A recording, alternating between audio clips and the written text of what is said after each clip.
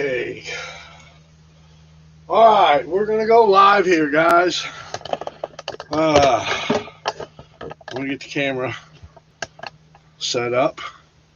Alright. It is what it is. Alright. I'm going to turn on the back monitor back here, so if you'll give me just a second. Let's go.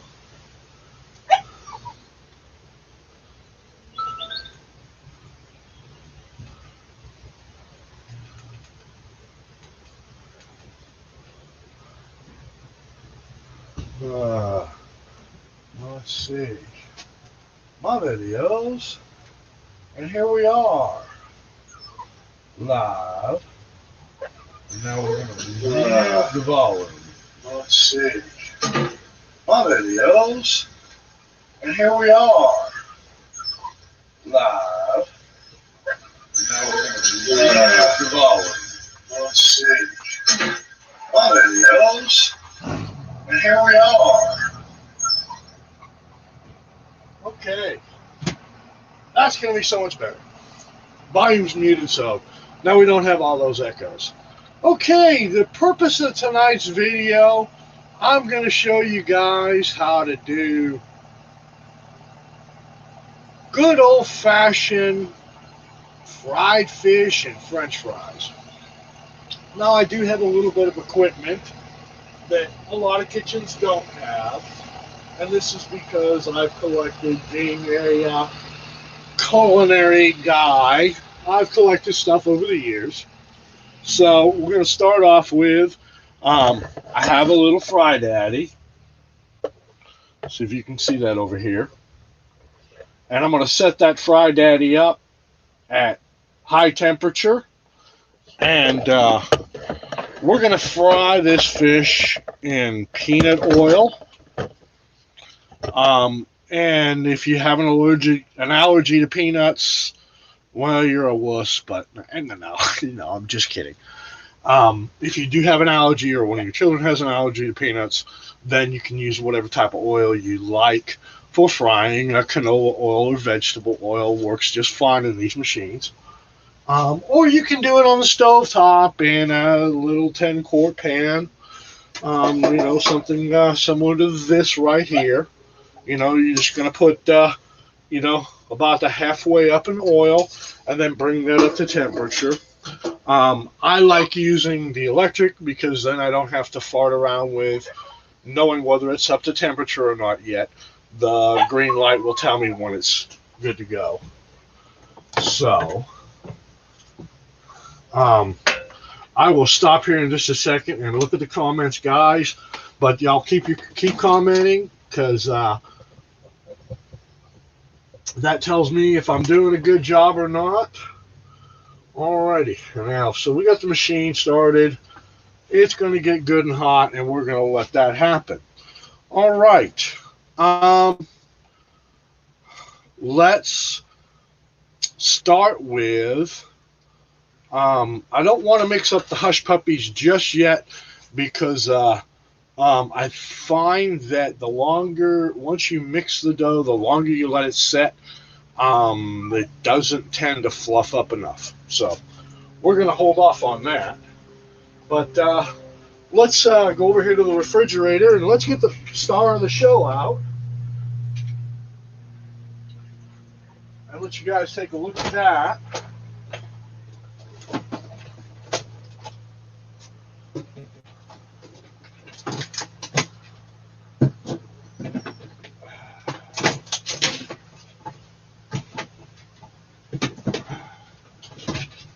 Alrighty.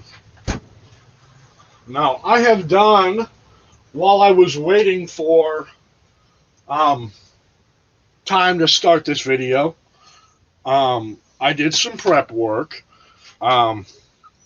First of all, let me show you what we have for fish. We're actually cooking Pacific rockfish, and this is in your seafood aisle at your local grocery stores.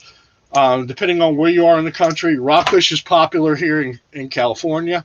It's caught right off the coast, and shipped into the grocery stores fresh. And this is the time of year when rockfish is prevalent. Um, but if you're in the Midwest, it can be catfish, or if you're in the South, there again, catfish or red snapper is really good from out of the Gulf, amberjack, any of those kind of fish. I prefer something that comes out of the salt water. And if I do catfish, freshwater catfish, I will put it in a milk bath overnight to remove some of that muddy flavor that catfish tends to have. Okay, so I guess let's get started here. So we have here about 2 pounds of rockfish, and we have Marty crying in the background. So give me just a second. Let me let him in because he's at the door. All right, Bubba. There you go. There you go. Now you go get up on the couch and lay down until dinner's ready. You go get up on the couch and lay down until dinner's ready, buddy.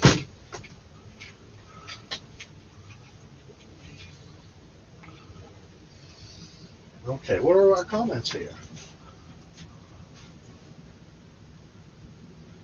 Yeah, you can use tilapia, Trekker. I personally don't like tilapia, just because of all the horrible negative things that we have heard about the fish. Farm raised, it's not fed very well, and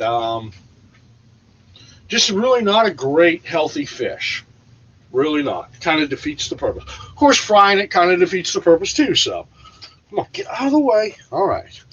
Marty is down here counter surfing. So, okay. So what I'm going to do is I'm going to get out my little mixing bowl right here. See that? Yeah. Okay. And into that bowl, I'm going to reach into the refrigerator and in honor of the great cowboy cookie, Mr. Kent Rawlings, we're going to pay homage to him. We love his recipes and love the videos he does. If you want to see a real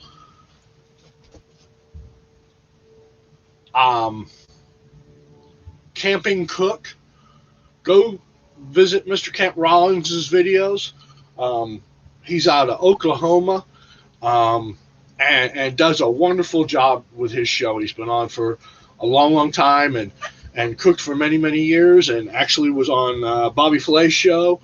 And he's just a good guy, and a very entertaining and a very good cook. Okay, so as Mr. Kent Rollins calls them, what are these?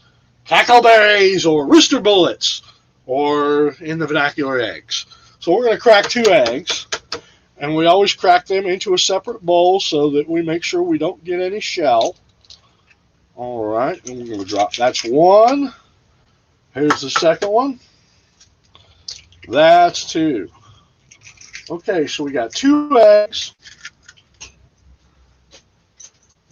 And we clean as we go. So, okay, 2 eggs, and then what are we going to add to that? Or just a touch, just kind of a splash. All right, just to give it a little more volume.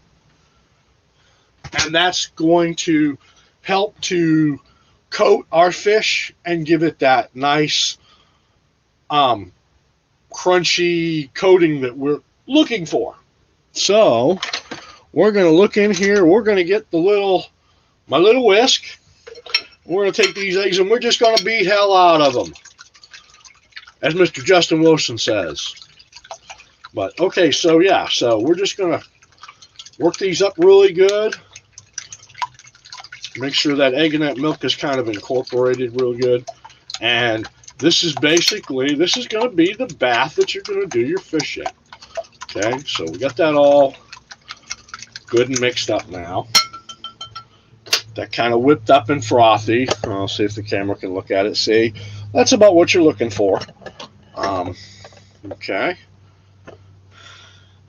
So we're going to put that down. see how our oil is doing. No, we don't have a green light yet. So, okay. Now I'm going to open my package of fish here.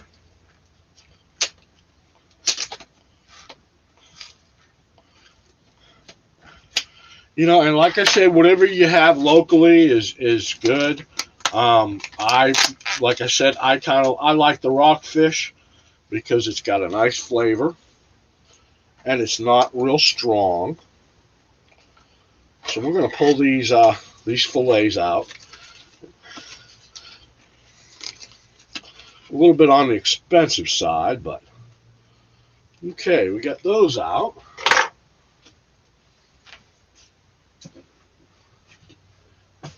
All right. And guys, I'm sorry I'm not really responding to comments at the moment, but I will look back at the feed and check out your comments and answer whatever questions you might have as we go here. So let me see if I can get a good view of this cutting board here. So this is what we have here. Let's see.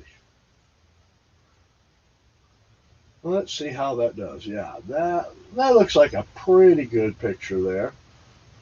All right, we're going to move the onion because we're going to use that in a minute. And I'm going to pull out my wonderful, trusty fillet knife. And I'm going to look this fish over real good. Okay, and I want some smaller pieces because I want this fish to cook uniformly. So I'm going to slice this down into kind of some nuggets. All right, that's a good piece. That's a good piece there. And then we're going to do the same thing with this. Now, they've done a good job of actually, when they slice the fillets, they're pretty, they're not too thick, but they're not too thin. So that's really good. The fish looks really good, and I don't see a blood vein, so everything looks good there. So here's what we're going to do. We're going to dip this fish into this egg and milk mixture and let it set for just a few seconds. And then we're going to go into our dry ingredients, which what I have mixed up here in this bowl, I have a mixture of about a half a teaspoon of salt, about a half a teaspoon of pepper, 3 tablespoons of cornstarch, about a half a cup of flour, and about a half a cup of cornmeal. I like the cornmeal for the crunchiness. So, and the flour and the cornstarch helps the batter hold to the meat better. So, anyhow, we're going to pull this fish out. It's been dredging in this milk, and we're going to drop it right into the flour cornmeal mixture, and we're just going to flip it around a little bit here, pat it, yeah, make it all nice and well coated. Okay, and we're going to do the same thing with the other fillet. Drop it right in there. Okay, get it all mixed up real good. Boom and boom. Okay, and then what are we going to do? Are we going to drop that right into the fryer? No, we're not. What are we going to do? We want a nice crispy batter on this. So we're going to drop it right back into the egg again. Okay, and then back into the flour and cornmeal. And this is what they call double dredging or double dipping. Yeah, this puts a nice coating on the fish. All right, and the same thing here. Just dump that in, and then drop it in. All right.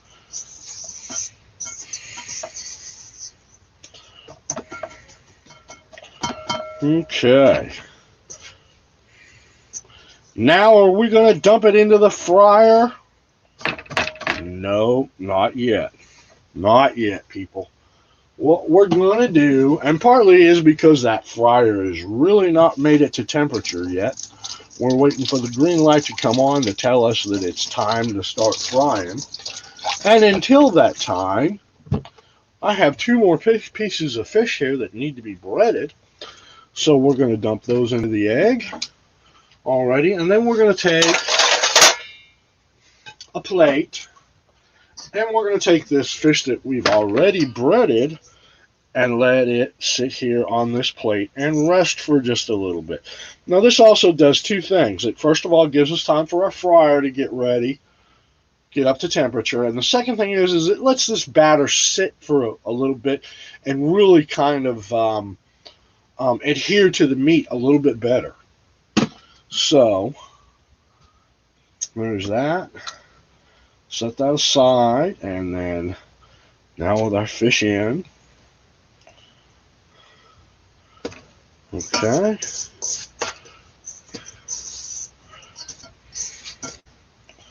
And there again, like I said, we're just gonna dunk her once, and then back into the egg mixture. Back into our flour and cornmeal. Our egg mixture.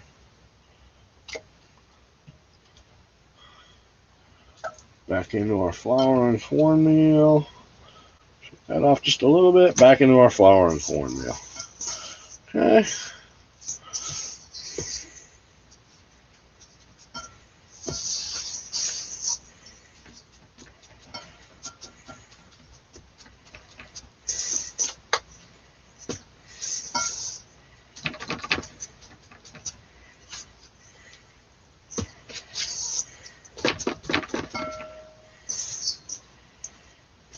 Okay, so those are now ready to go into the fryer.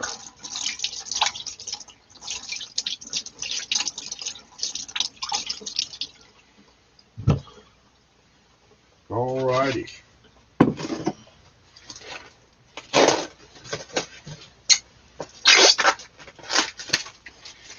Now I'm pulling a little sneaky here. What else do I have to put in the fryer? Well, while we got all this out, hey, we might as well make good of it. So I went to the local market and I got some swamps. So we're going to dump those into that egg mixture. And these are just some nice,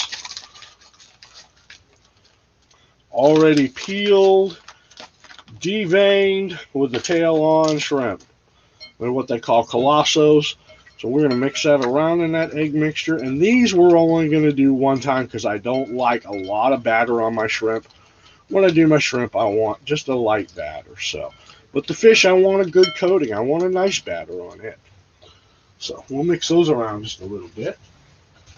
Alrighty. And let those set and get happy.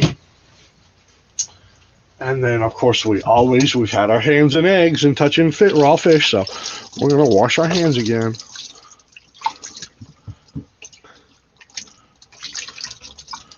Alrighty then.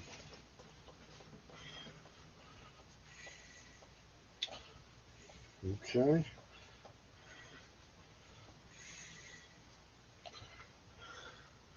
And now, the same breading that I use on my fish, I tend to use on my shrimp.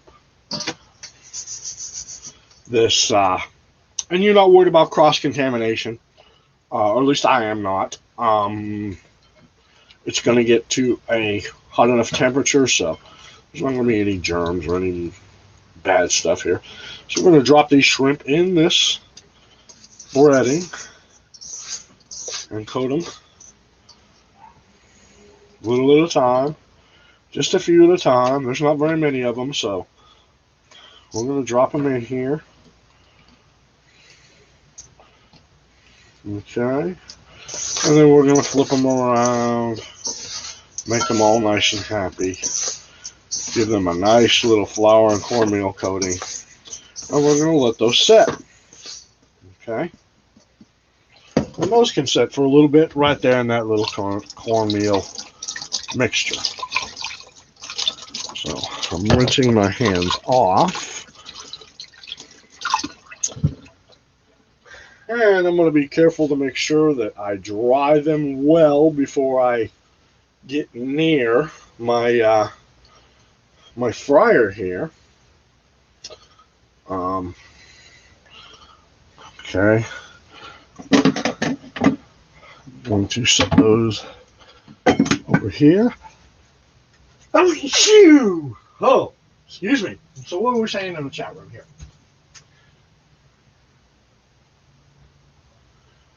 Hey, Gorilla Kid. Good. Okay, man. So I hope you're enjoying the video so far. Okay. So my next step here is I'm going to flip my cutting board over so I have a nice clean side. And then I'm going to slice an onion. Cut this side off, and then we cut this side off. And we're going to discard those two pieces, and we're going to pull this down the center, and this will get the peel the rest of the way off this onion. Now, we may not use this whole onion. Then again, we might. It just all depends. Depends on how much we get. And also, it depends on how much you like onion. I personally, I love cooked onions and anything. I like raw onions. I just like onions, period. So, and there are people out there that don't. So you can omit this step if you like, but I do find it gives the hush puppies a little bit better flavor. And that's what we're fixing to mix up right now. We're going to mix up some hush puppies. Okay, so we'll get that onion all peeled, and I'm going to throw these skins in the trash.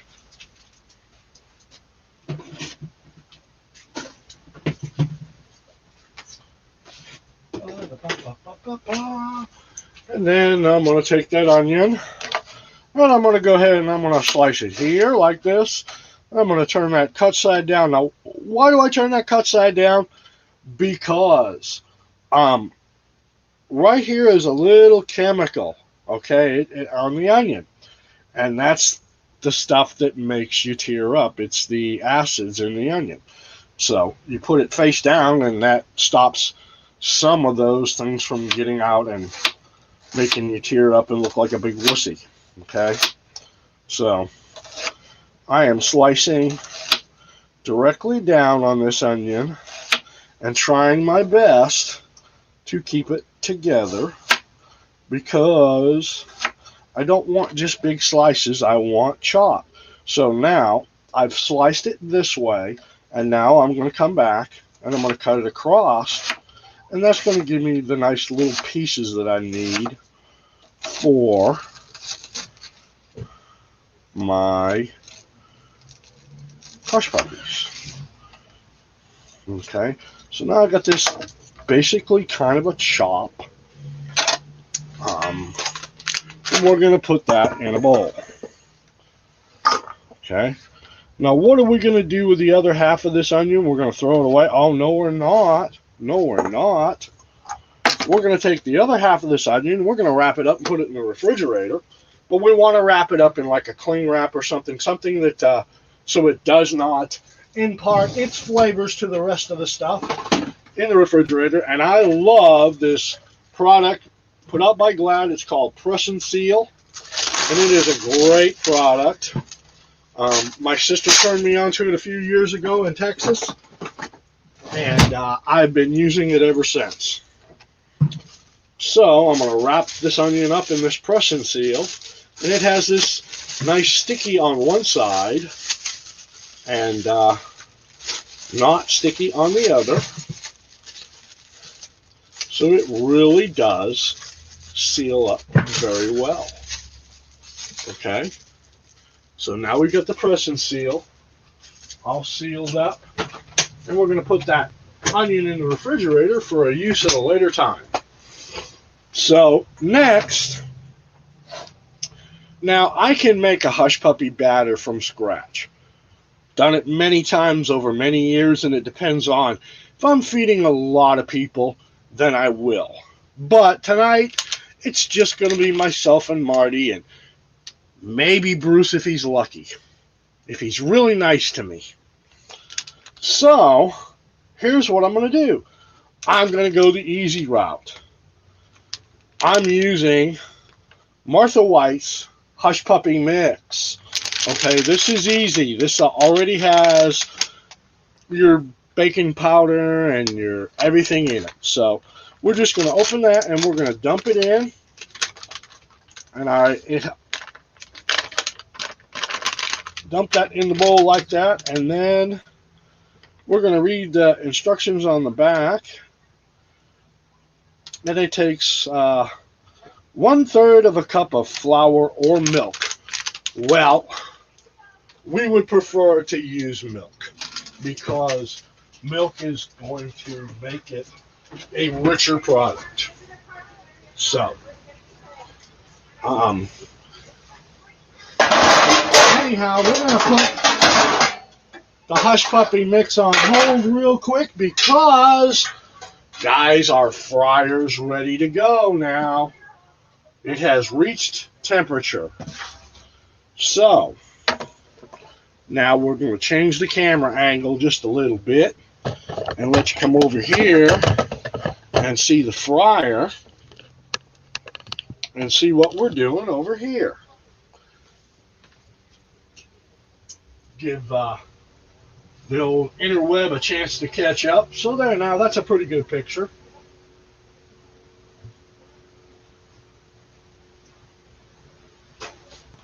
Yeah, that's it. Well, no, that's a horrible picture. Okay, so we need to point that camera down just a little bit. And let's see how that goes.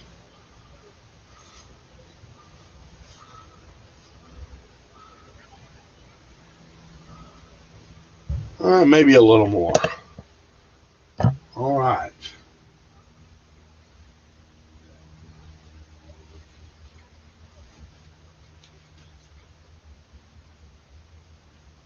Hey, Kels. Hey, Tracker. Hi, guys. I just had a chance to look at the screen there.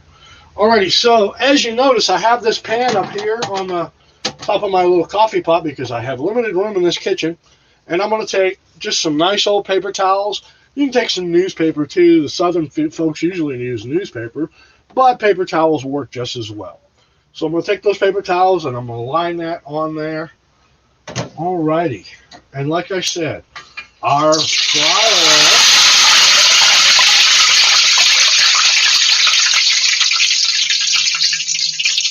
Now, why did that do that when I just put the basket in here? And I'll tell you why. Because I washed this earlier, and I didn't dry it properly, so there was a little bit of residual water. And what happens when water hits hot grease? There we go. Okay, so we're going to drop that basket down in and make sure that it's not doing that anymore. But that also tells us that our oil is ready. Okay, so now we've got our fish right here, and we're going to drop that fish into this hot oil, probably 1 to 2 pieces at a time, because we don't want to overcrowd. I want that oil to maintain a good temperature so it gets a good fry.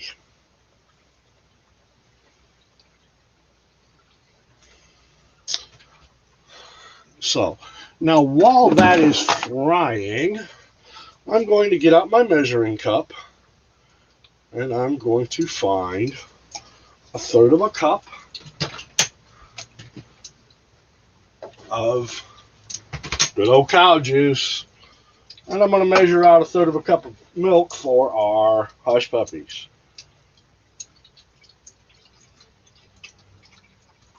A 1/3 of a cup is not very much.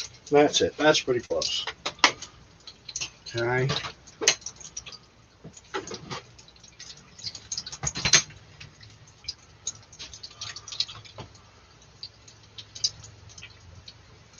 Okay, now that fryer's doing its thing, and we're going to let that fry. While we're doing that, we're going to put our fish over here and get back to our hush puppy mix here. And we'll hold off on that. That can wait a few seconds. let this fish get good and fried. Let's see. Julia Child, no, no, not hardly, guy.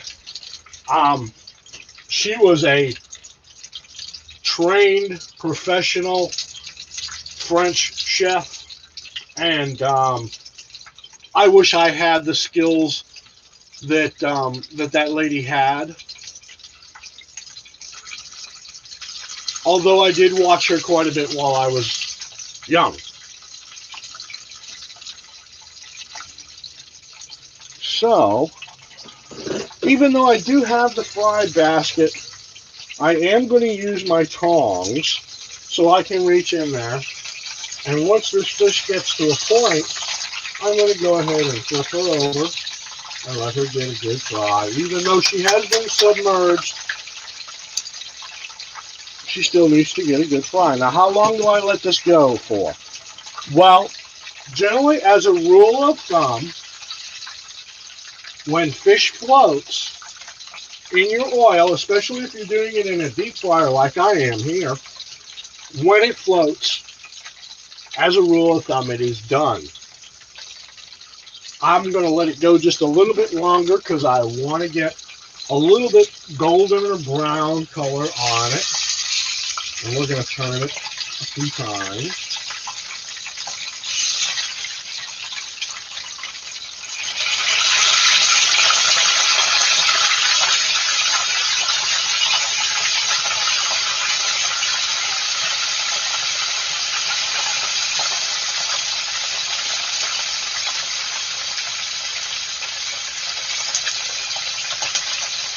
There we go.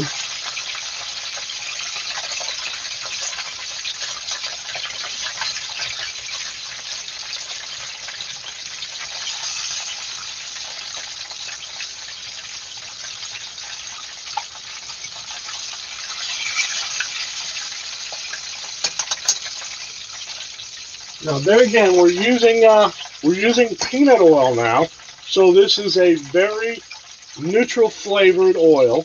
It's not going to impart flavor into our food, but the great part about peanut oil is it is a high temperature oil. It doesn't smoke when it gets hot, and is great for frying.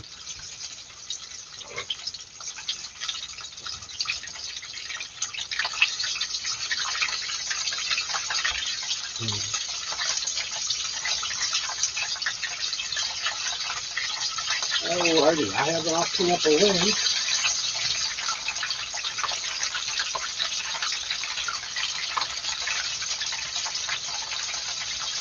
Hey, we got 11 viewers. Great. This is probably the most viewership I've had in any of my videos, guys. And hey, if you haven't done it yet, you know we hear it all the time. You know, click the link, hit the subscribe button, all that good stuff. It is greatly appreciated. It lets me know that I'm doing a good thing and that people enjoy what they're watching. So, okay, this first piece of fish is ready to come out of the fryer. And we're going to hold it over and let it drain just a little bit. Alrighty now. So, if you can see that, that's a nice golden brown. We're going to lay that on this paper towel and let it drain and let it cool so it's ready to eat.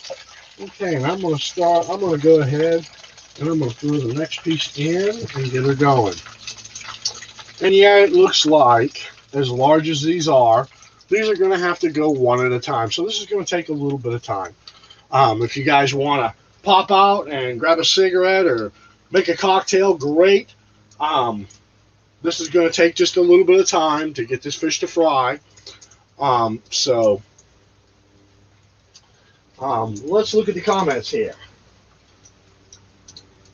Hey, Gorilla, thanks, man. I appreciate it. All right. Yeah, Trucker, it's a lot like fish and chips. It's not a beer batter, so fish and chips, the traditional And if Tismy's in here, she can probably confirm it, or some of our great folks from over in the UK. More fish and chips are, they're not really a cornmeal batter. This is a southern thing because this is a cornmeal batter. Just going to have a nice crunch to it. Whereas traditional fish and chips, it's more of a bread batter. Kind of like Long John Silver's is, you know? Okay, so this is going along real good. And I actually may even, yeah, I believe I am going to. The last two pieces I have here, I am actually going to split them and make them a little bit smaller so that I can put more in at once.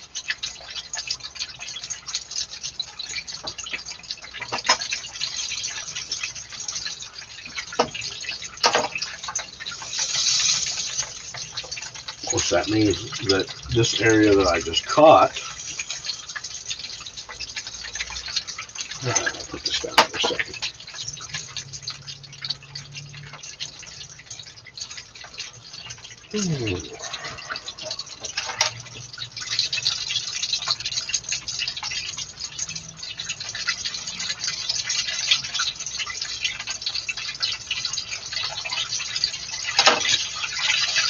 Okay, this area that I just cut doesn't have any breading on it, so we're just going to put it back in here for a little bit, put a little bit of breading on it. Oh, that's good and coated. Okay, again. And that's good and coated.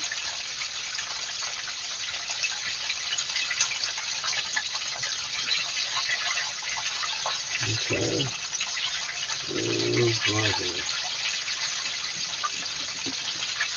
Okay, that's good and coated. Alrighty. So, let's get our tongs.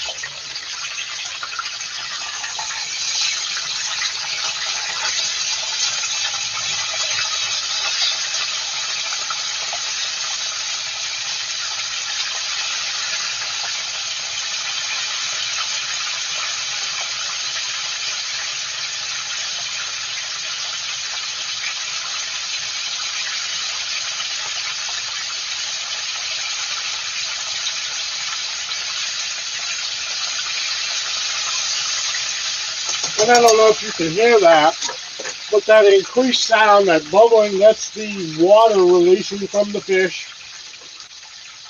And it's helping to basically steam it from within and then make the nice crunchy shell. So, that's going to keep going like that. What do we have in the chat room?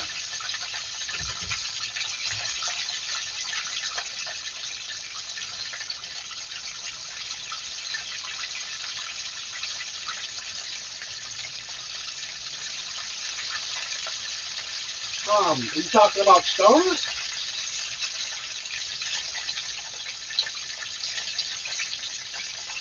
Yeah, gorilla, I don't know, man. That's would be a question you would have to. I would email him privately and discuss that with him.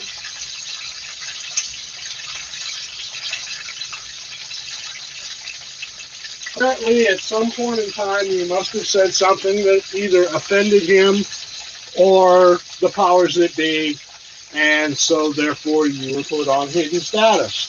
And that's something that, like I said, you can email him privately and discuss the issue and possibly get reinstated or whatever, if that's something you choose to do.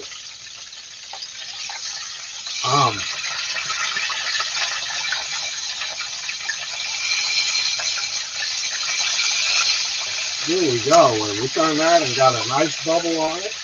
So it's starting to get a nice crispy brown coating. Looking good. Looking good.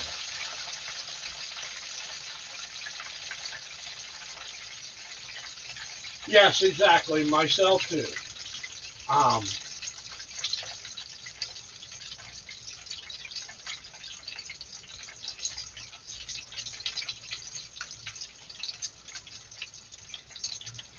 Yeah, that's That's always a good stance, guys. So we're still at 11 folks. Great, great, great.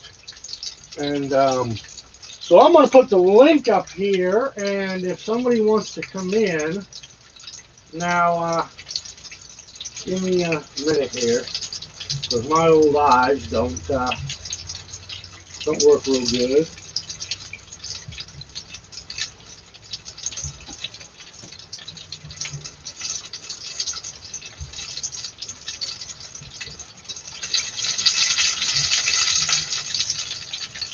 And I'll try to post a link, so anybody who wants to come in and say hi is welcome to do that.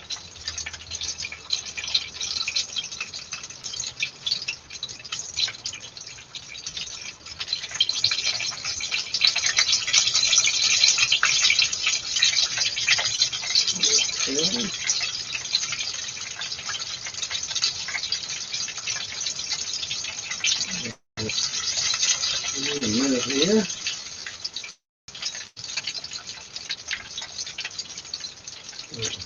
Do the picture learning, and we'll put this up in chat.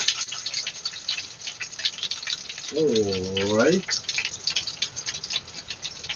Okay, that's the link, guys. If anybody wants to come in and say hi, you're more than welcome to.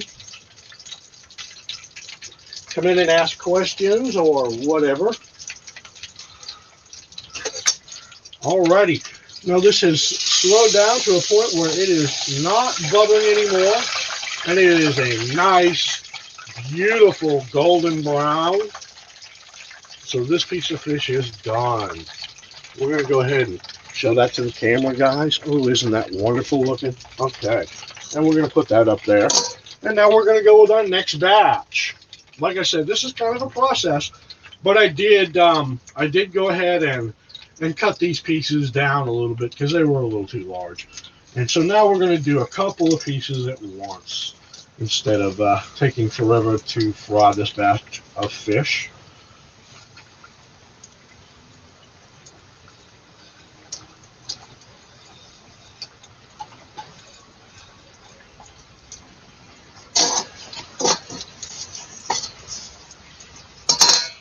One that didn't take the breading very well.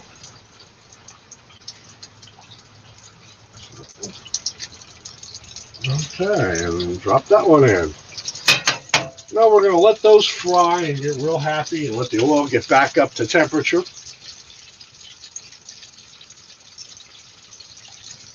Alrighty.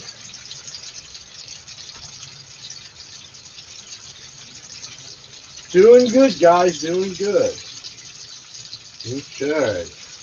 And how's our chat room going here? Any questions?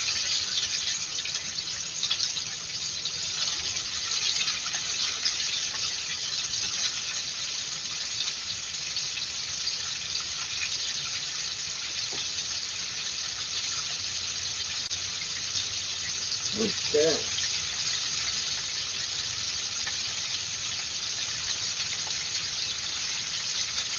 Alrighty.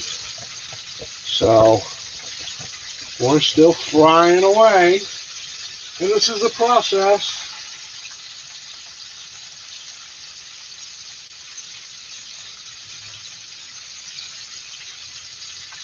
Once we get all this fish fried,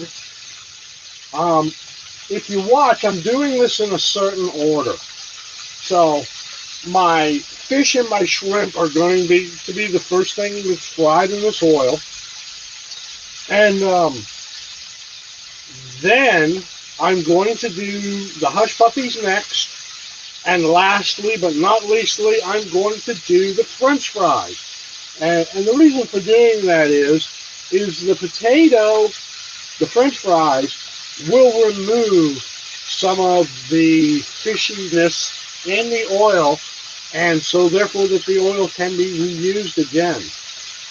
This is my second fry in this oil, and I'll probably go one more, and then I will discard the oil.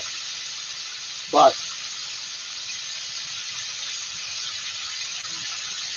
we will definitely use it for more than just one fry. Okay? And these are already starting to float because they're much smaller pieces. They're going to take a little less time to cook. This is great. Because quite honestly, guys, we don't want to be doing this all night. So.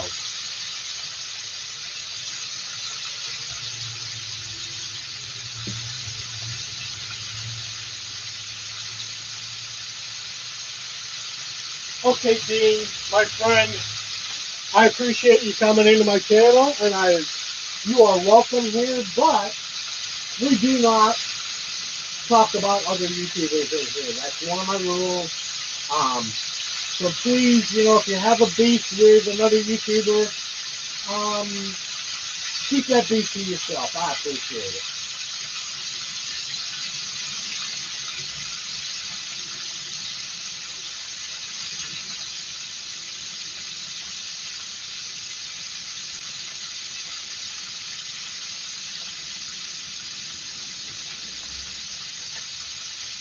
Oh, okay.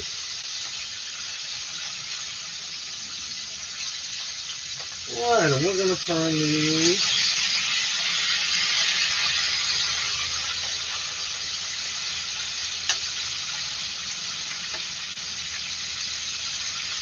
And just let them get a good fry on, man.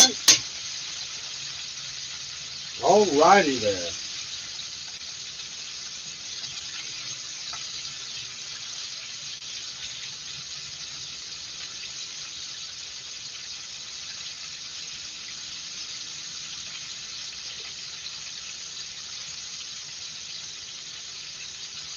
Okay. So,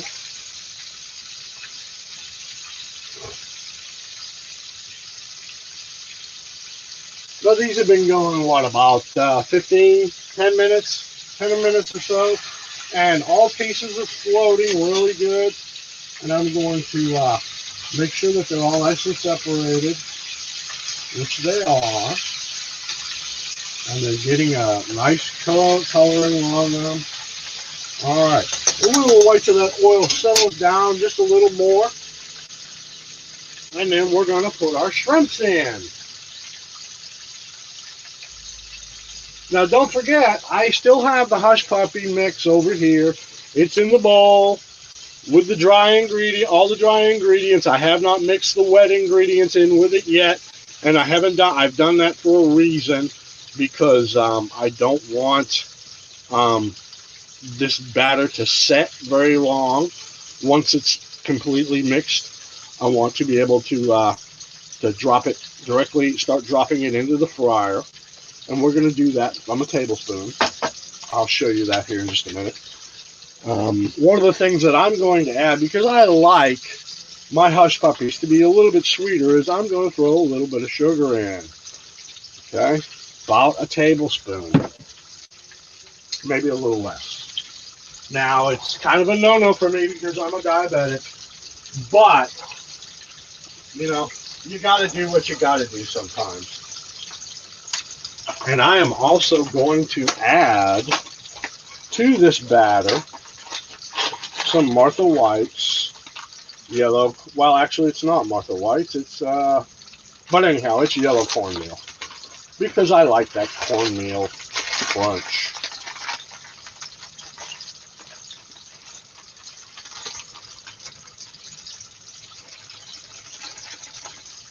Okay.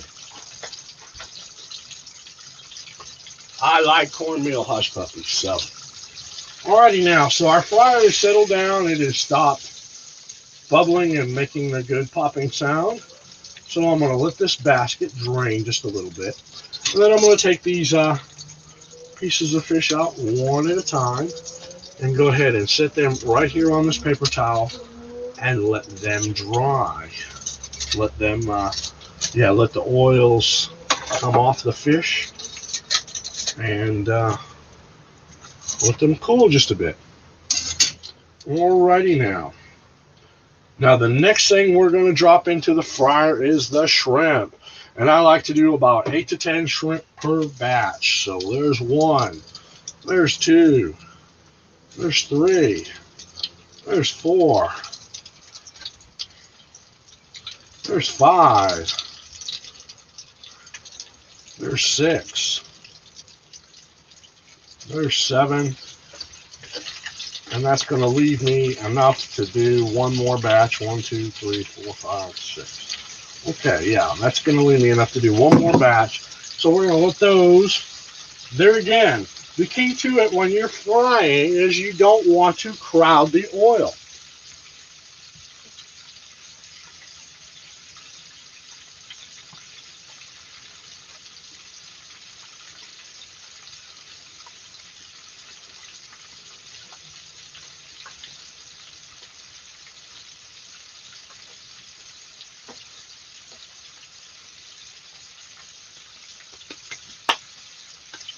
All right. And with shrimp, what you're going to do is you let them fry until they float. And again, you're looking for a nice color to them. You're looking for this nice kind of golden look. And then once that happens, they're ready to come out. Now, what I will do to keep this stuff nice and warm is I'm going to throw my oven on in the very lowest setting it has.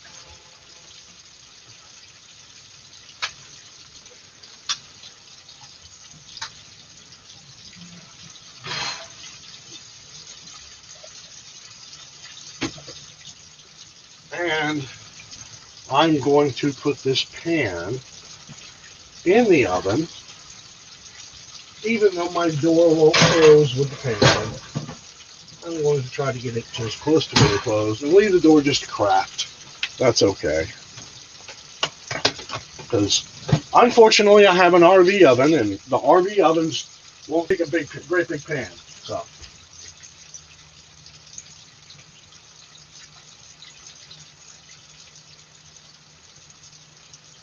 Yeah, Trucker, you're going to love it. But like I said, it doesn't necessarily have to be rockfish. It can be catfish.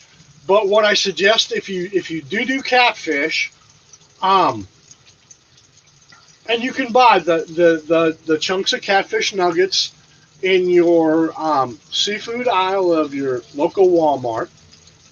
They always have them. And what I suggest is when you buy those non-breaded, just the catfish, soak them overnight in milk the night before you're going to cook them. If you're going, put it, or the day, the morning that you're going to cook them for dinner that night, take them out, thaw them out, and soak them in milk in the refrigerator. And what that will do is that will take any muddy taste that catfish may have. It'll remove that muddy flavor. Okay. So now, shrimp actually go much faster than the fish do. They don't take as long to cook. And we will pull one out and show you what they look like. But that is pretty much done, the first batch. I'm going to pull those out of the grease, and that's what that looks like, that nice brown batter on that shrimp. And like I said, I don't like a lot of coating on my shrimp, so I don't do the double dredge on the shrimp. Now on the fish, yes, I want a good coating. I want that crunch.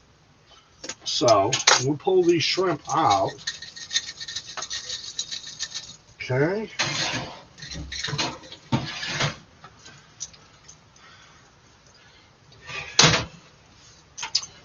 Alrighty, and we're going to dump the last batch of shrimp.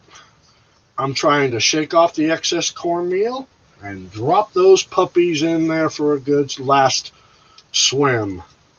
There we go. There we go.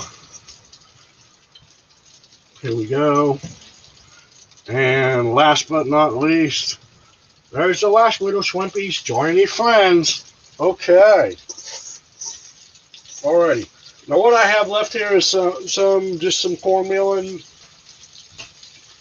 quite honestly, I will not use that again. Now if I was to fry more, then yes, of course, but I am going to discard that batter now. Okay, so next, remember our hush puppy mix. Okay, got a third of a cup of milk here that's been sitting out here on the counter getting warm. And I'm going to dump that third of a cup of milk in here. And then because I added some more ingredients to that, I may need to add a little more milk, but we'll see when we get it mixed up here.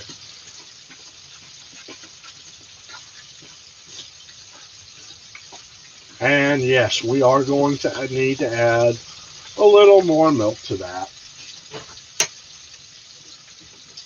And this time, I'm just going to kind of go by eye. I'm going to do a splash.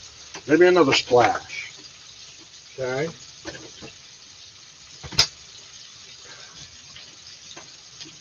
And if it's not enough, then we can add a little more. But I'll show you the consistency of the batter that you want for these hush puppies. You want them to be able to hold together. You want a good consistency in the batter, and I think that's going to be enough. That's coming together really nice. I'm just using a fork, and I'm just kind of stirring to incorporate all that stuff in here. And yes, that's going to be perfect.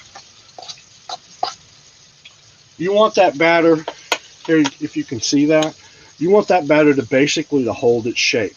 So you can take it out with a fork, and it holds its shape, okay? That's what you want. That consistency, that's how the batter needs to look. Okay, so. And then Marty's sleeping on the couch. Hey there! We have the Stoner Van Houten! Look at Marty's sleeping. That smells good. Thank you. Yeah, we're live, so we're kind of working it through. Got Mr. Trekker in the house, and who else is in the house? Marty. So Gorilla Kids 47 has asked me. Yeah, I looked him up already. He's not on the bad list. He should be fine. Okay, Gorilla Stoner says that that you're not on the bad list, so he doesn't understand why you don't show up in the chat. And if you'll just holler at him, he'll get you squared away. He's a very fair man. He usually gives a lot of second chances, and so. Do I do crab boil? Yeah, we do crab boil, man. We do crab boils. We do out here because crabs are so abundant. Once to twice a year, my brother goes down to the Bay Area and goes out on the crab boats and comes back. And so, yes, yeah, we do crab boils. And I like to use the Louisiane. And I'll tell you a little secret to that. You use your Louisiane seasoning, and then add about a half a jar of yellow mustard to the water. And it imparts so much flavor to the crabs. It's just wonderful. Okay, now, so our last batch of shrimp is coming out of the fryer now. It is all done. And like I said, you know, shrimp don't take a long time to fry. Unfortunately, with shrimp, the longer you fry it, the longer you cook it, it gets kind of rubbery. So you want it. When the old adage of when it floats, it's done. So that's how it goes with shrimp. When it floats, it's done. So we're going to throw these into the pan. And then our next little fry here, we got these pulled out, and they're in the oven, staying nice and warm. So now, the next step is going to be our hush puppies. Hush puppies. And what I'm doing with them is I'm going to take them, okay, and I'm taking that batter, and I'm scooping up about that much of the batter right off the fork and drop it right into the oil. Okay, another one, right off the fork, drop it right into the oil. Right off the fork, right into the oil. I'm going to do probably about 4 of these right into the oil. Okay. And these won't take long to fry. They won't take long at all.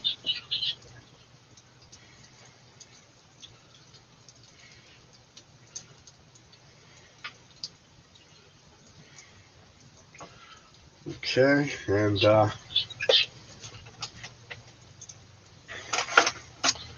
alrighty, so I'm gonna take my little spoon here and kind of flip them over, and I'll show you what they look like when they come out of the fryer. But It does smell really good in here, yeah, though. Yeah, you guys can't smell it, but it smells really good. it smells like fried oil, man. I really did contemplate doing these outside because I am using this electric fryer, so it's not gonna make my trailer smell like oil for the next 3 days. But that's okay. Smell like hush puppies in here for 3 days. Yeah, It's not so bad. It's kind of like when you have like something in your car, like you had the fish or pizza in the car, and then you come right. on your car now. Smells Right, like it'll go away, and I'll use some Febreze and spray some Febreze around and get rid of the smell after But it's anytime you frying fish, that's one of the perils of frying fish. But that's okay. Now, one of the things that I didn't do, and I probably should have, is I didn't let this oil come back up to temperature, but they seem to be doing okay. They're getting there. And it looks like about 4 at a time is about all I'm going to be able to do.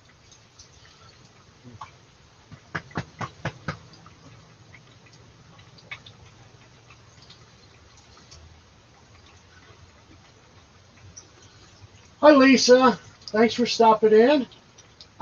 Trucker, I have a perfect recipe for tartar sauce. I actually do make my own, and it's much better than anything you're going to get out of a bottle. Okay? And what you do is, let's see, do I have any right now? Well, yeah, I do. Okay. So, you're going to take about 3 or 4 tablespoons of Miracle Whip salad dressing, and then you're going to take a couple of tablespoons, about the same, of good old-fashioned Hellmann's real mayonnaise. Hellmann's. Yep. And what it does is the Miracle Whip adds that sweetness to the tartar sauce that you're looking for. And then your favorite, I like Mount Olive. Okay, that's not it, but Mount Olive makes, this is a jar of Mount Olive, sell it at Walmart. Mount Olive makes a green hamburger relish. And you take about 2 tablespoons of equal parts, 2 tablespoons of green relish. Add to that mayonnaise and Miracle Whip salad dressing and whip that up really good. Right. A little sprinkle of onion powder, and there you go. You won't find a better tartar sauce. Okay, so these are done.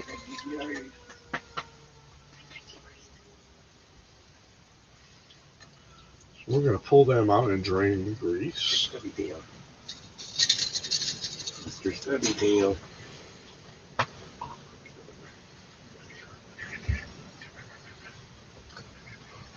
Oh, what is that? Okay, yeah, it's still there. It's still on. Okay. So now we're going to dump those on to, again, some paper towels and let them drain. And then I'm going to take another. Well, I'm going to let this oil heat up a little bit, because it does have a tendency to, as you're adding the food to it, does have a tendency to cool down just a little bit.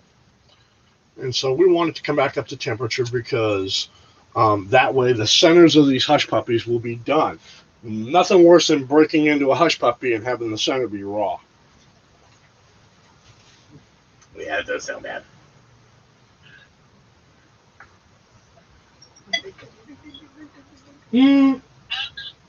Yep. Yep, he lives less than 100 yards from me now, so I have to keep my door locked all the time. Nah.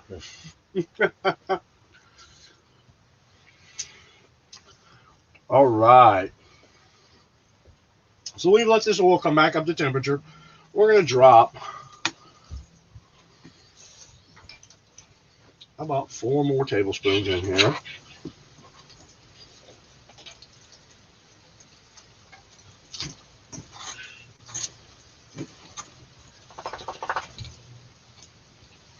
Alrighty. Wow, they're still hot. Yeah, they're still. I was going to give you one to try, but they're really hot. Mm.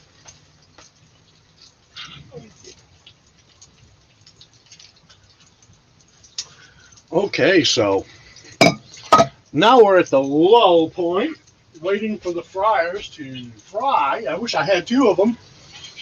And I could get them both going at the same time, and this would take half the time.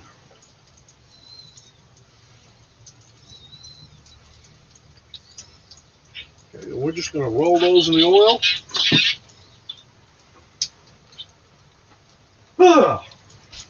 So, Dave, you got your show on autopilot, or No, I turned it off. you already turned it on? I was already off. I was on for 2 hours already. Oh, okay. Yeah. Okay. Plus today's like my Sunday, so I'm getting ready. I'm getting ready to go to Winding work. down, yeah. Getting ready to go back into the grind again. After a couple of days out, I was like, all right, man, cool. I'm ready to go to work for a little bit now. Right. Doesn't bother me now. I feel like I'm being quarantined without being quarantined. Yeah. Yeah, I'm not doing it on purpose. It's just. Oh, absolutely. I know the feeling. You know, before you moved in across the street, man, I'd go, 2-3 weeks at a time without seeing anybody unless I went to see them. So I felt quarantine really, the life didn't change much for me. Didn't change life for me much at all.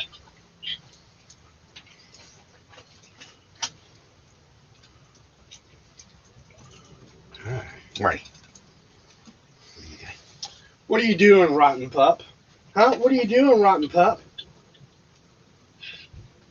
He's getting antsy and ready for dinner himself. He's like, I'm going to get fish. Huh? Oh, you could go get your ball for Uncle Bruce? Mm. No, you got the ball. He went and got his ball for Uncle Bruce. Got to play with me. Must play with me. Okay. Let's make sure these are rolled one more time. Hey, we got control here. Alrighty. Are you getting him, huh? Marty and Uncle Bruce are playing. Get riled up.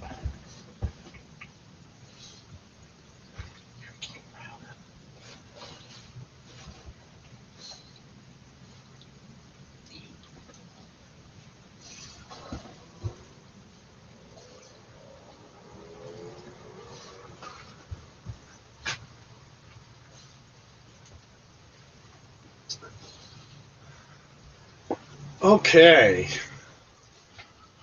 Alrighty. So, this next batch is ready to come out of the fryer. See, doesn't take, hush puppies don't take a long time.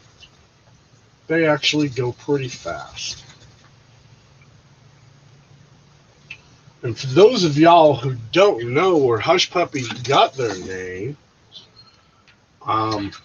they were a staple on a lot of the long cattle drives. And when they're on cattle drives, what do they have? They have cattle dogs. Your Australian shepherds are herders. And they were used in the 1700s when the cattle drives were still going in Texas. And at night, of course, the dogs were hungry and making noise. So the old cookie had a little bit of cornmeal and some stuff left over, and he threw a clump in the fryer and made these little cakes and used to throw them to the dogs and tell them, hush puppy. I don't know if that's true or not. It's probably bullshit, but it sounded good.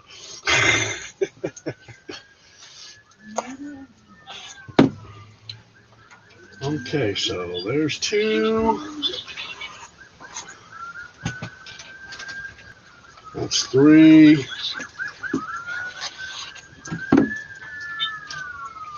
That's 4. And we're going to do, we got enough here for maybe one more.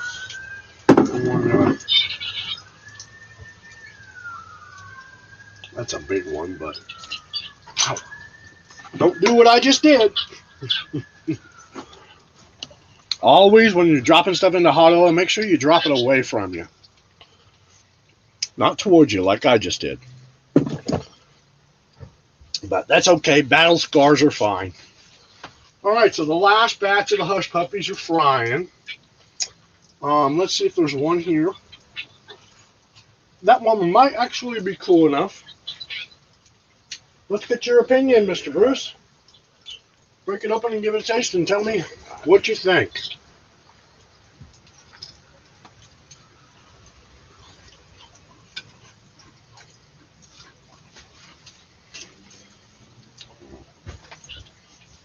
Are they done in the center? Hmm? Good. Okay. Oh, yeah. Yeah, so they fry just like they're supposed to. Nice and done in the center. Yet crispy and crunchy on the outside. That's what we're looking for. All right. Yeah, not bad. Good. And like I said, I do know how to make the recipe from scratch, but it is just, by the time you pull out the baking soda and the baking powder and the salt and the pepper and all that, it's just so much easier just to use a mix. And the results are always pretty good.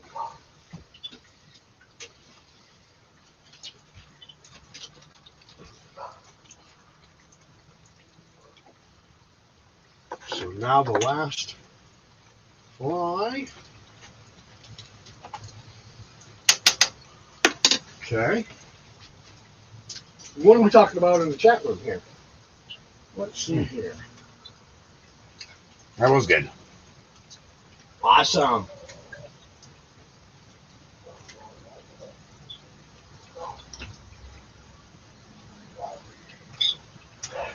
Marty, what are you doing? You get down. Oh no, he's begging for a hush puppy right now. And he might get a little bite, although I don't know. I put onions in these, so he might be SOL tonight on hush puppies, but he'll get a bite of fish for sure. And he'll get some French fries. French fries. I'm gonna go grab beer. Okay. Come on back after you're done, because it'll probably be close to being. Did you make the French fries already? That's the last thing to go in the fryer. Because they take the longest.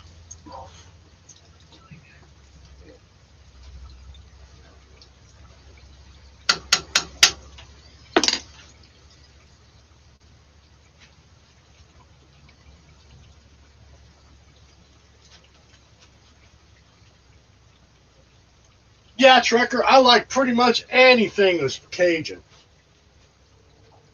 And I make a lot. I make gumbo, I make etouffee, I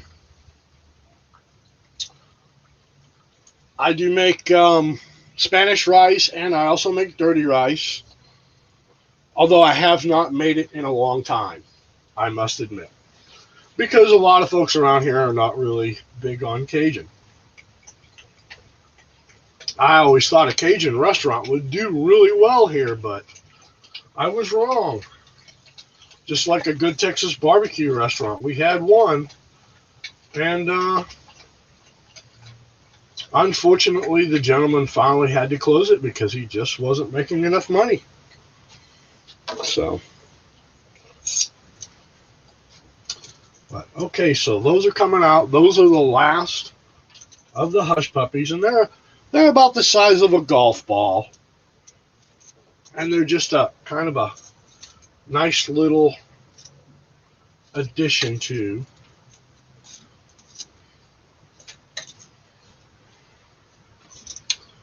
dinner. Okay, so we're going to let that oil come right back up to temperature again. And then we have one more thing that we got to do. Now, off camera and earlier this afternoon, I sliced some russet potatoes. And I have been, this is the key to crispy, crunchy French fries. You like crispy, crunchy French fries, which I do.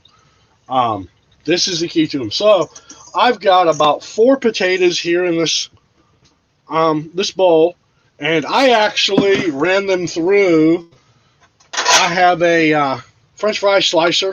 You know, it's pretty neat. You put the potato in here, you pull the handle down, and it runs it through the little grates, and it cuts uniform French fries. And that's the key to it. You want uniform size so they will all cook at the same time. Now, I've been soaking those in some ice cold water for the whole time since this video started. What I'm going to do next is I've drained the water and then put fresh water in a couple of times. And then last but not least, I'm going to dump these out onto a paper towel because I don't want all that water going into my fryer because we've seen what happened before. All right. And so I'm going to put about the equivalent of a basket on my paper towels. Take some more paper towels on top and dry these off really good. Okay. Make sure we get as much of the water off of them as we can. Not going to get all the water, but we're going to get most of it. Okay. And then, so now I'm going to take my basket, shake all the crunchies out of it so that it's just potatoes. All right, and I'm going to fill my basket up with the French fries.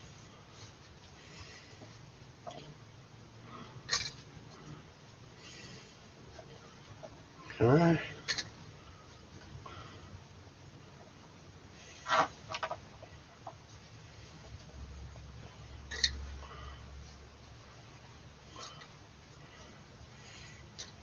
So now, I'm not going to fill this basket. Okay, about that much. That may be a little more than need to be, but I don't want to be frying these all night. So, but the idea is not to crowd these. Okay, and so I'm going to drop them in the grease, the first fry.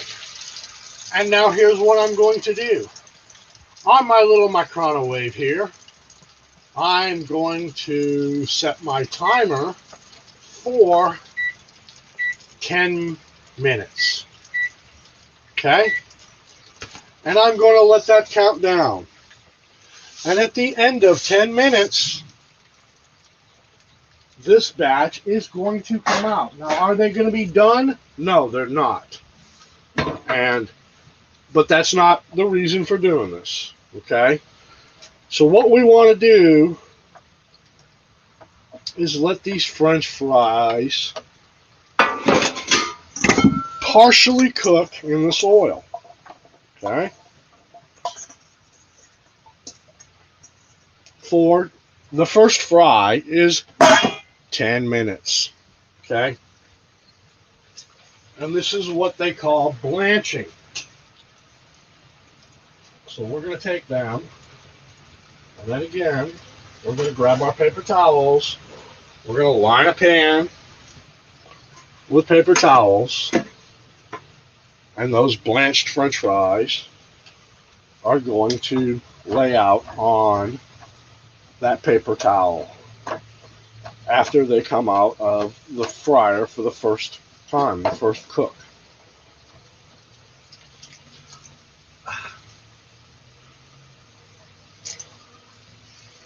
At 8 minutes and 40 seconds. I'm going to shake it around a little bit. Make sure that they're not sticking together.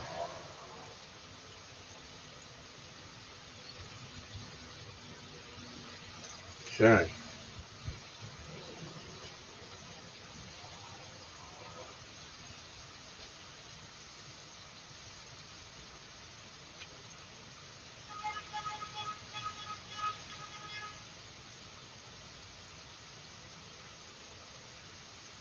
Yeah, East Coast crabs are good, girl.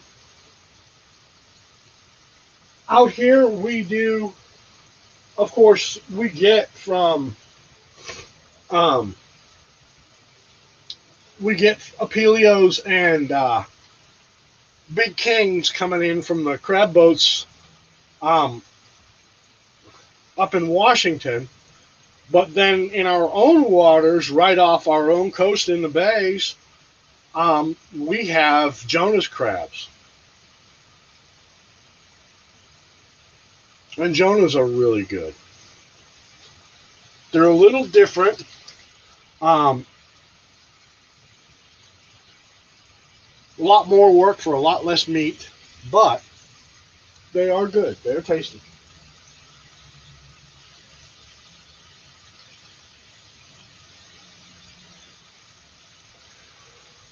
They tend to be a slightly sweeter meat. There's a little nugget from the. You see that? That's just a little nugget from the hush puppies.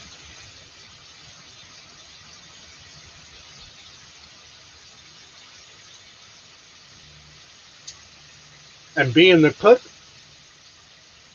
those are my little treats.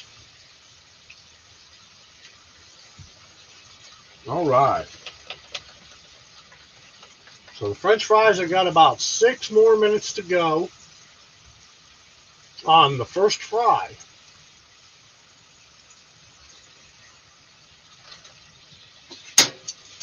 And we're going to get in here and we're going to stir them up a little bit.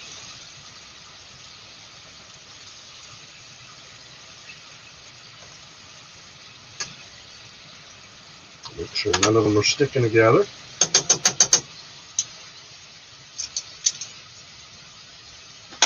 Okay.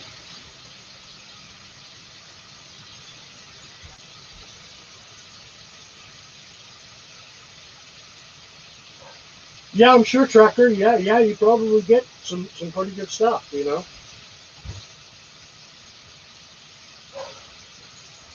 When I lived in Texas, a buddy of mine, we used to make a trip to the Gulf about once every 3 months, and we would go out on his boat, and we'd meet the shrimpers coming in the Gulf, and we'd have a couple of cases of beer in the boat with us, and we would trade them for a cooler full of shrimp. Now, we weren't always successful, but a lot of the times we were. Yes, Mr. Marty, I hear you, but it's still cooking, buddy. I know, but it's still cooking, man. I know, I can hear you, I know. Yeah, you know it's food, huh? It smells good, huh? Yeah, it smells good, huh? Marty's right down here at my feet, raising hell.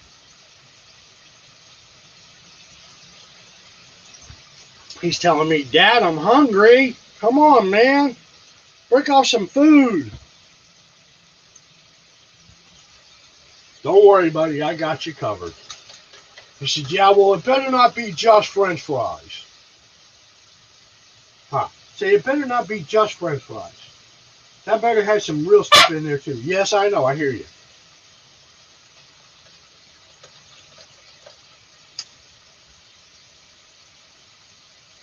If anybody out there has a bulldog or is ever thinking about getting one, just know this. They are argumentative. They will argue with you about everything.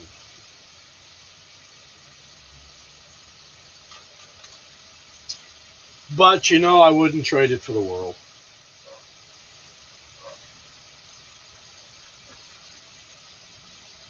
He's a pretty good doggy. Yeah.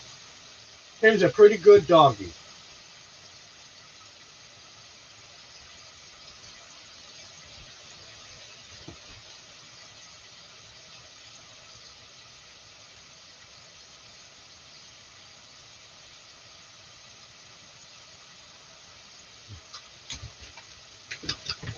Alrighty.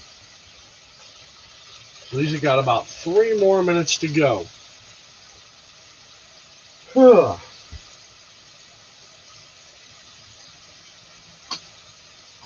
They're getting there. Slowly but surely, they're getting there. We got about 3 more minutes to go. Okay, adjust the camera just a little bit. And I can definitely see it on delay.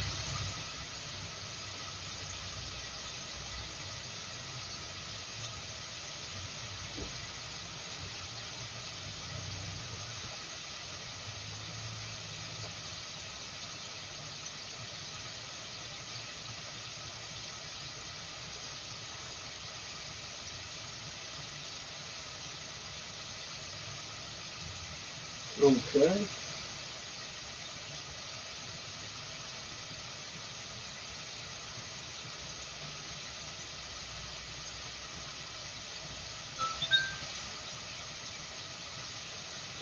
Alrighty.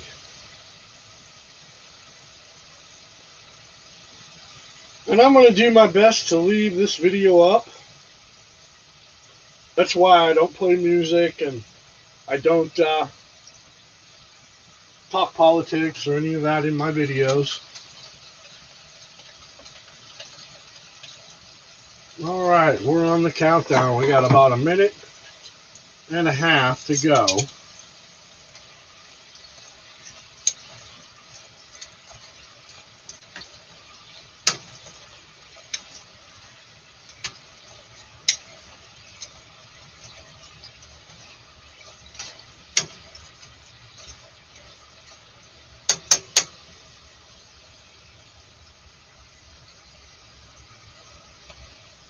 Okay.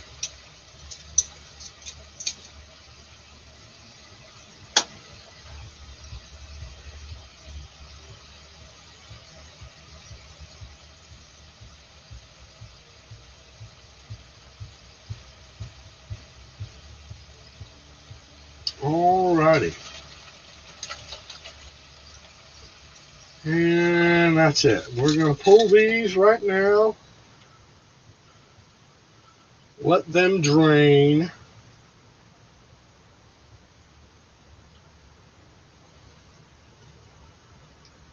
Alright. We're going to dump those in a pan. And then we're going to come over here and grab the last basket of fries. And we're going to do the same thing with them.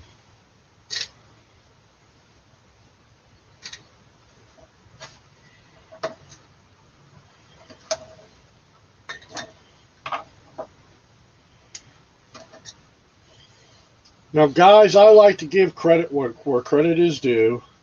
And I picked this little trick up from Mr. Kent Rollins, the gentleman that I was telling you about, the cowboy cook. This is his secret to crunchy potatoes. So he does what they call a blanch. Now I just put the last basket, the last thing of fries, and we're going to drop them in the oil and let them go. And we're going to set our timer again for 10 minutes. Go. And we're just going to let those cook for the next 10 minutes and spread these out that we just cooked.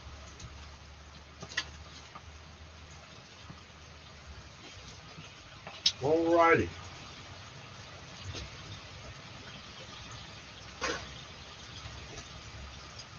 More paper towels. I go through a lot of paper towels when I fry stuff.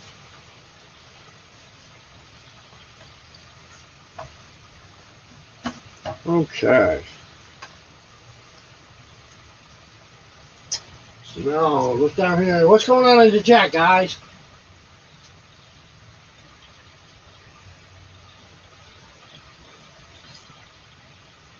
Yeah, Trucker, that's him.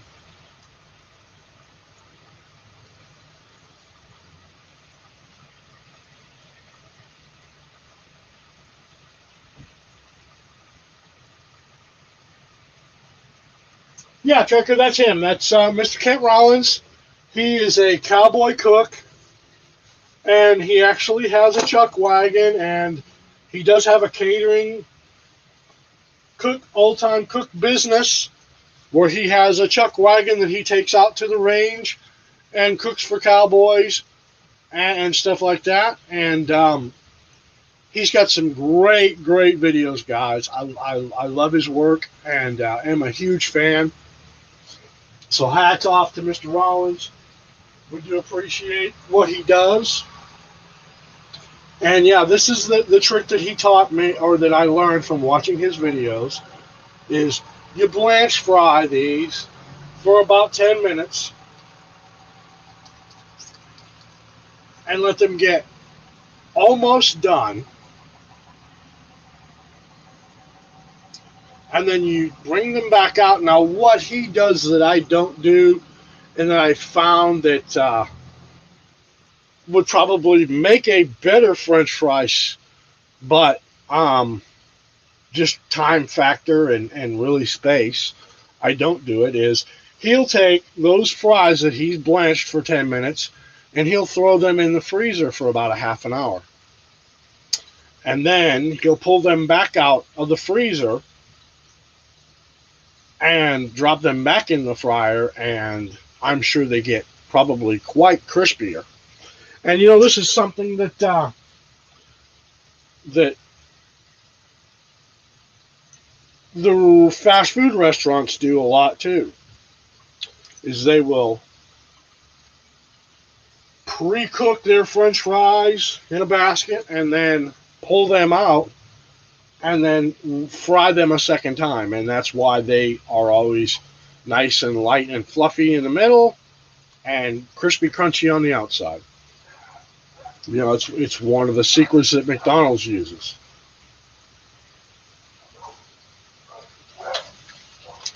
So we're going to give those a shake. And it's been about 4.5 minutes, so we got 6 minutes to go. So I'm going to look at the chat room here.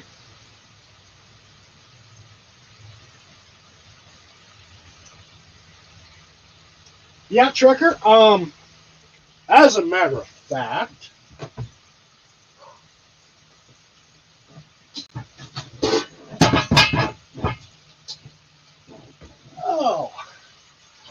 it is a pot that looks something similar to this one right here, isn't it? Yep, this is what they call a Dutch oven, a cast iron Dutch oven.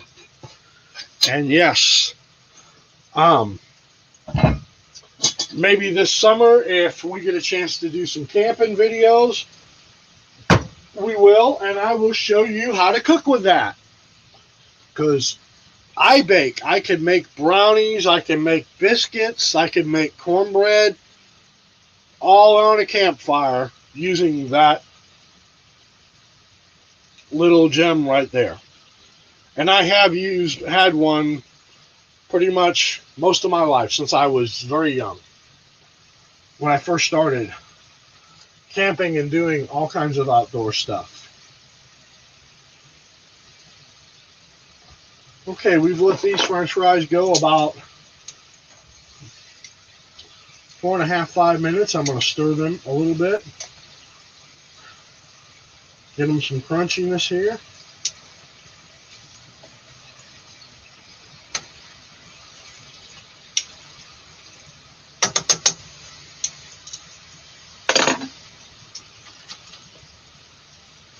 Oh, and yeah, Trucker, you know, on your comment about it being a lot of food, yeah, it is. And the nice thing about this is you can pop it in the microwave or throw it in the toaster oven like I like to do. I'll throw it in the toaster oven tomorrow and reheat it and have it for lunch, so it'll make multiple meals. Plus, when I cook like this, I will send a plate across the street to our little starving friend over there, because I like for somebody else to enjoy this besides just myself. And for so many years for large families, I always had a big family around me. So I cooked for a lot of years and it was always feeding a good number of people. So it's hard for me to not cook in mass bunches. Okay, we're going to pull this a little bit early. We're at about 9 minutes, so that's good. And we're gonna shake as much of the oil off of that as we can, and we're gonna dump these out over here and let them cool. Now the first batch that we made is probably cooled down enough to handle, which it has. We're gonna dump that back into the basket here. Okay. And we're gonna give them their final bath. And they're going right back into the fryer.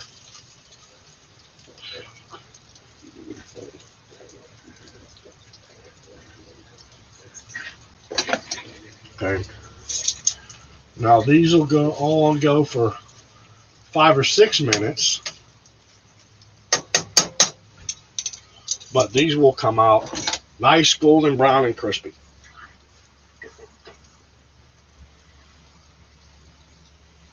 Just doing the French fries now, so they'll be ready to eat here in just a bit. I should have made some coleslaw, but I didn't think about it. I really hadn't planned this at all. I just seen the rockfish while I was at Walmart yesterday and thought, oh, I haven't had that in a while.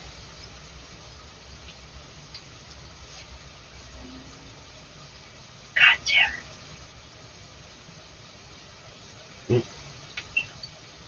What are you doing, buddy? He's being good. Yeah. Hi, Christine, honey.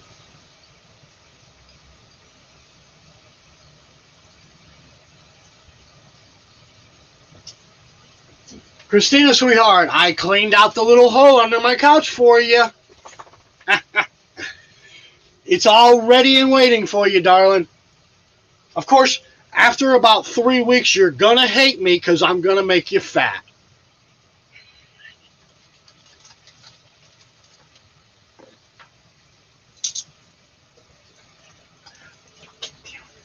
Hey. Marty.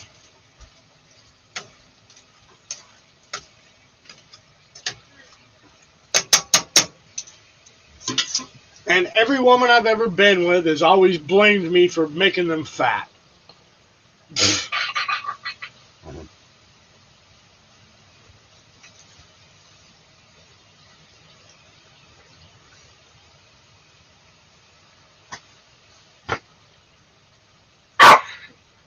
Yeah, Kels, it really is, especially when you've been with, big families. I mean, when I was married to my ex-wife, we always had her and her children and our grandchildren and brothers, and everybody was always at our house. So, and they always conveniently managed to arrive at dinner time. That's okay. We always enjoyed having a bunch of people. It was a good time. Some of the fondest memories I have. So,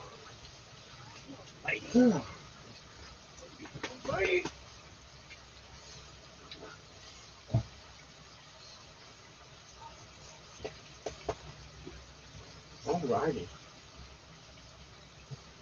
So this really hasn't taken a long time start to finish, guys. You see, we've only been on about an hour and a half, and we're at the last stages of getting our food prepared here. I want these French fries to golden up a little bit, and then once they do, we'll put the second batch in, and I'll hit them with some seasoning. You always want to season the fries just as they come out of the grease.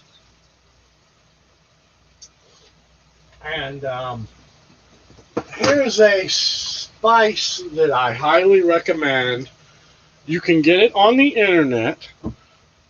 This is called Sweet Rub, and it's by a guy out of Texas who makes this. It's OBQ. You can go to his website.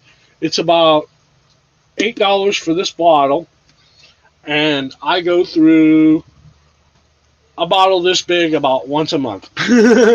That's how much I like it. It is a great all-around seasoning. I use it for my dry rubs on my brisket and my ribs. You've had my ribs. Yeah. Yeah. This is the key to my ribs. We use this as a dry rub.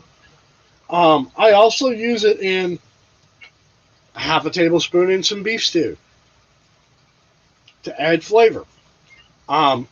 It's a great seasoning for French fries because it has just enough salt so it's not overpowering, but it has a little bit of barbecue flavor and some sweetness to it. It's really good, and I just love it. And like I said, you guys, you can get that on the internet. He does ship.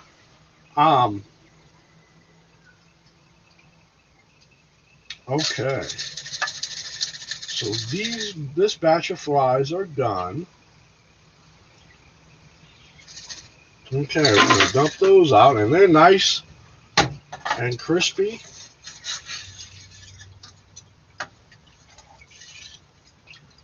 Oh, had a few escapees.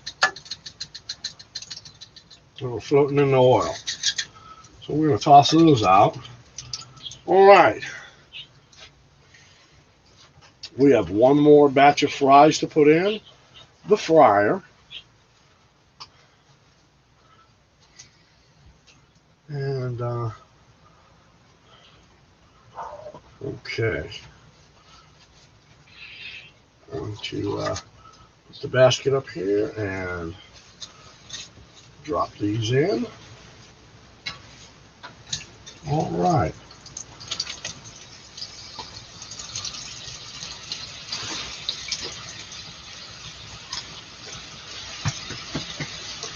Yep, that's perfect. Okay, so I'm going to shake a little bit of the sweet rub.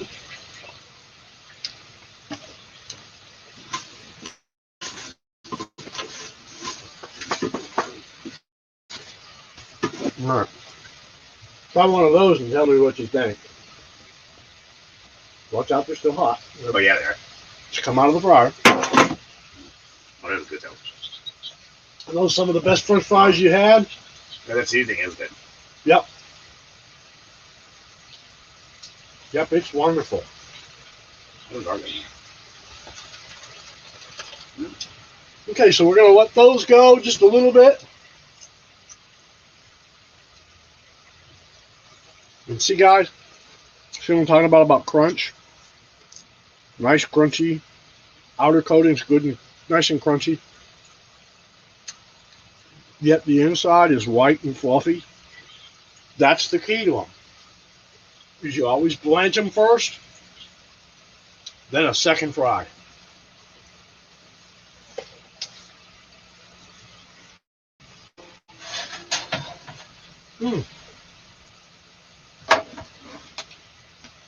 Alrighty. So, while we're waiting for those,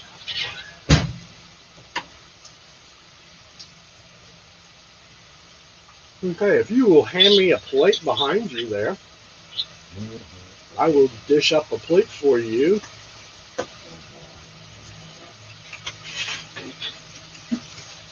Okay, there's a couple of pieces of fish. Fish fry. Fish fry. Couple of shrimps. Nice big handful of French fries here.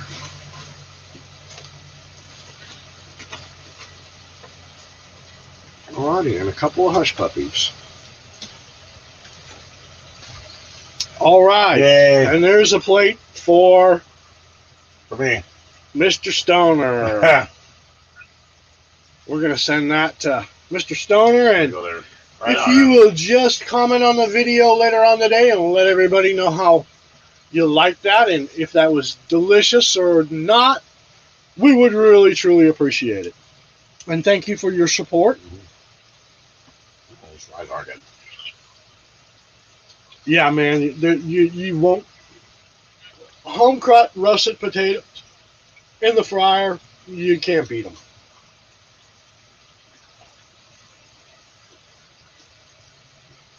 Mm. Shrimp is done perfectly.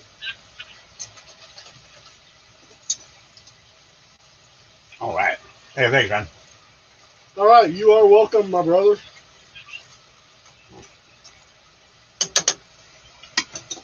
All right, Marty. Well,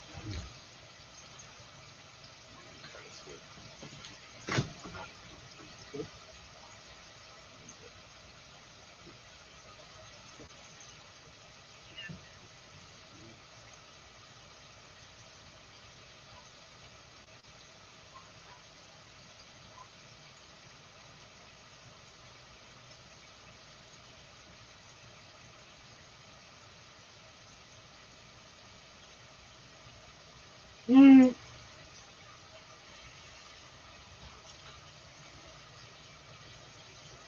Well, KK, sweetheart, all we got to do is just get you over here to the States. Um, yeah, as far as cookout versus fish fry, I don't know. It's kind of six of one, half a dozen of another. Now, I like my fish fries, but I like my barbecue too.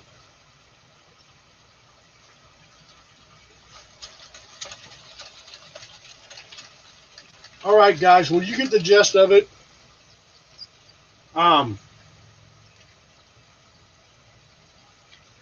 this video's run for about almost 2 hours now.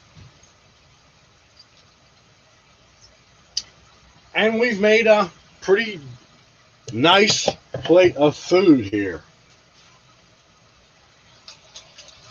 Hey, these french fries are just about ready to come out. They kind of got a little bit of the crunchiness to them, starting to get some golden brown on them. And that's what we want. So we're going to stir that up a little bit.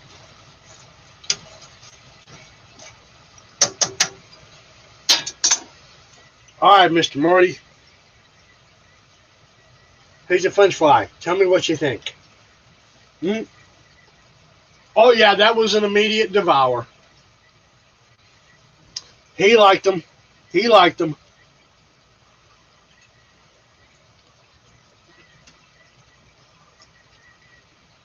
Okay.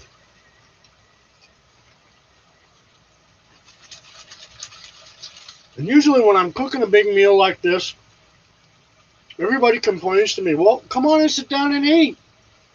Well, guys, you see what I've been doing the whole time we've been cooking. I'm sampling, I'm tasting. Partly is quality control and partly is because it's the chef's prerogative. So, usually by the time all the food is done, well, I'm pretty well full.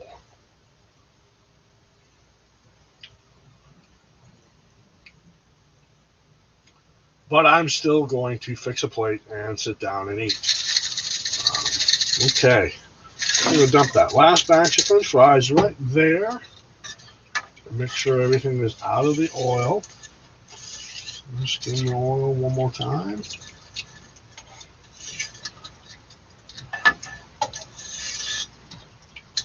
Okay.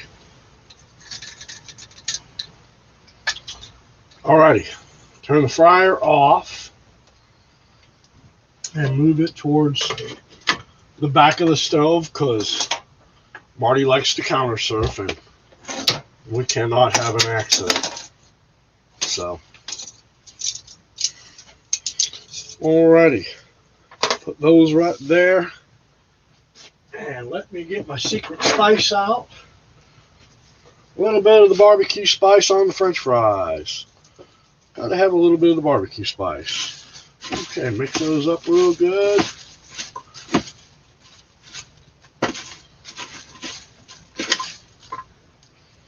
Alrighty there. There you have it. This is southern fried fish, cornmeal batter, French fries. Okay? French fries and hush puppies, guys. It's that easy. You see how long it took me to make it? Okay.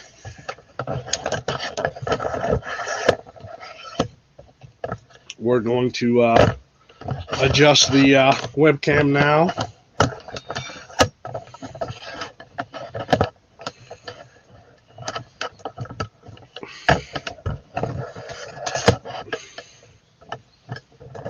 I'm going to steady the tripod. Y'all get to see my messy house. Like I always tell my friends, hey, I didn't come to see the house, I came to see you. So, forgive the messy house, but the maid didn't come this month.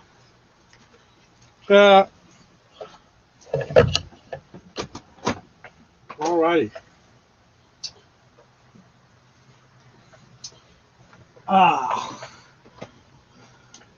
And Justin Wilson would have been, well, now we're going to sit down and fix us a plate and might be having a little bit of wine. Well, I don't do wine, so the next best thing, I'm going to have a Coca-Cola.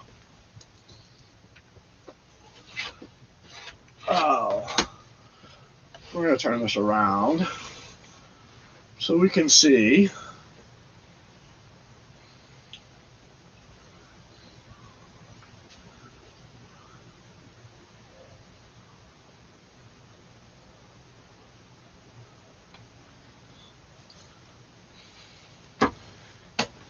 Yeah, okay, KK. Well, yeah, hush puppies are just a basically kind of a fried cornmeal dough ball. And traditionally they are made from cornmeal. And they are deep fried.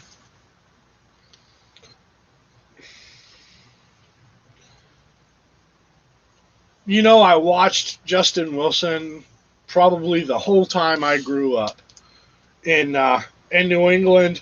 You only had about 3 or 4 channels, and the only one that really ever came in very well was PBS.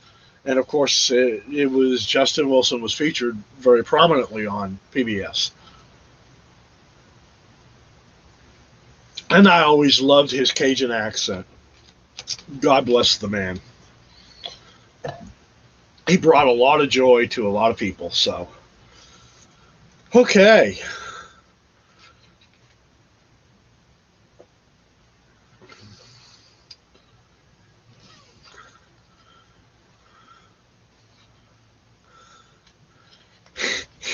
No, it's actually the hush puppies weren't really that big.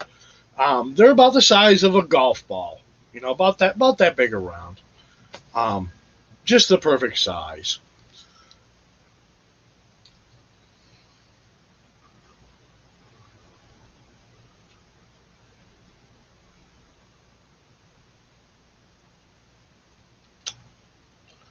Okay.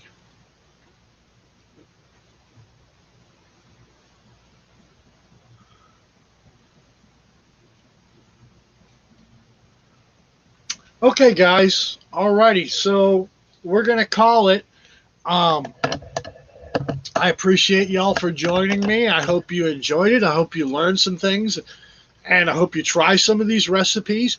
Cook for your family. You know, there's old saying goes, quickest way to a man's heart's through his stomach. Well, the same thing goes for a woman. Quickest way to a woman's heart is through her stomach.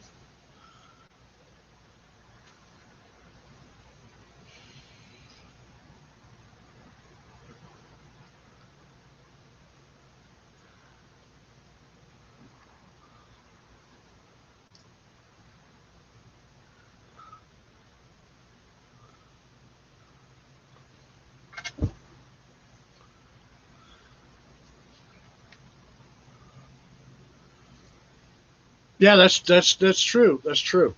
You know, that's one of the things that we do, that we eat with all of our senses. And a lot of times we eat with our eyes first. It's how the food looks, you know. So presentation is all part of it. All part of it. Come on, buddy. Come on. Come on, get up here and say hi to everybody. Oh, here comes Mr. Marty. He's ready for some num nums, huh, buddy? Huh, buddy? Him's ready for some num nums. Let's see if we can bring it down. There we go. There he is. Huh, buddies? Huh, my man? Huh? Just ready for some num nums. Tell everybody the French fries are good. I like them. They're crunchy. But it better not be just French fries. Yeah. Okay, he's disinterested with the camera.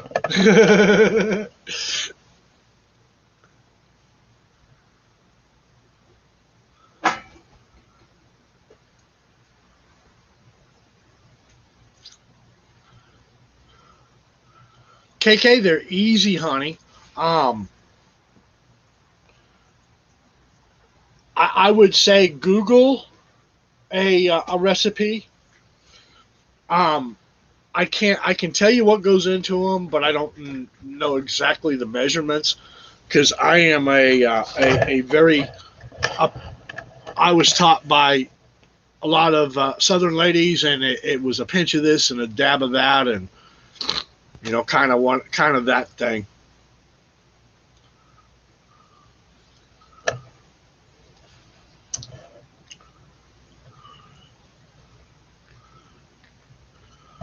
Well, thank you very much, Gorilla. We appreciate it. Yeah, get on here and do some videos, guys. I encourage everybody to do it. Um, if nothing else, it's out there for posterity. There you go. All right, man. So that's it in a nutshell. I'm not going to sit here and ramble on all night, guys. We've already been on 1 hour and 58 minutes, and it's getting late. It's already, let's see, 7:33 p.m. here on the West Coast. So I can imagine what it must be in your area. Um, Thank y'all for hanging with me. I appreciate it. And there again, like I said, I hope it was informative. I hope it gave you some inspiration. That's the kind of the goal for these videos, is to inspire you to cook. Um, we do fast food too much nowadays. Uh, Cook some meals for your family. All right, peace out, guys. Love y'all, and we'll try to let you know when the next video is coming. Again, thank you for joining me, and my friends out there, I will see you on the chat rooms. Love y'all. Peace out. Okay? That's it. We're gone, guys.